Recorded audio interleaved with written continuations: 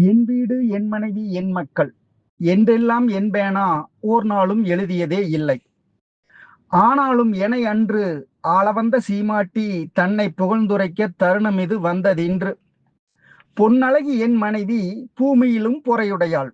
பொன்னம்மாள் என்றழைப்பேன் பொங்கி வரும் அன்பாளே. அன்னை எனை நாளும் ஆதரிக்கும் நலமுடையாள். பொன்னழகு இல்லை எனினும் பொங்கி வரும் குணத்தழகு. தாளையாம் பூமுடித்து தடம் பார்த்து நடை நடந்து வாழை இலை போல எந்தன் வாசலுக்கு வந்த மயில். மானமே ஆடைகளாய் மரியாதை அணிமணியாய் நாணமாம் காலெடுத்து நடந்து வந்த வண்ணமலர். செவிகள் பழுதானாலும் சேவை சிறப்பால் என் கவிகள் பழுதாகாமல் காத்து வந்த ராசாத்தி. காதோரம் பொய் பேசி கண்ணெதிரே தீங்கிழைத்து சேதாரம் ஆகி மனம் சிதைந்துவிடச் செய்யாமல் ஆதாரமாக நிற்கும் அன்பு பெரும்பரிசு. பெண் என்றால் என்னவென்று பெரிதும் அறிந்த பின்பே பொன்னம்மாள் என்னவென்று புத்தியில் நான் கண்டுகொண்டேன்.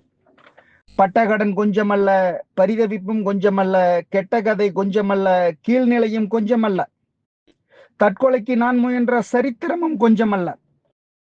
அத்தனையும் தாங்கி இன்று வாழுகின்றேன். தத்தையவள் என் மனைவி தாலிக்கு வாழுகின்றேன். குடிக்க துணிந்ததற்கோ குத்துகின்ற ஊசிக்கோ கண்ணான என் மனைவி காரணமாய் நின்றதில்லை. அத்தை மகள் அல்ல, அந்நியம்தான் என்றாலும் சத்தியத்தில் வந்துதித்த சமத்துவ குலமகள்தான். பொன்னம்மாள் சமையல் என்றால் பூமியெல்லாம் வாசம் வரும். தக்காளி பச்சடியும் சாம்பார் காய்கறியும் கொத்தமல்லி சட்டினியும் கோவைக்காய் பொரியலுமாய் அள்ளி அள்ளி வைத்து என்னை அருகிருந்து பார்த்த மகள். சீர்வரிசை ஒன்றுமில்லை, சீதனங்கள் ஏதுமில்லை, பேர்வரிசை ஒன்றினையே பெட்டகமாய் கொண்டு வந்தாள்.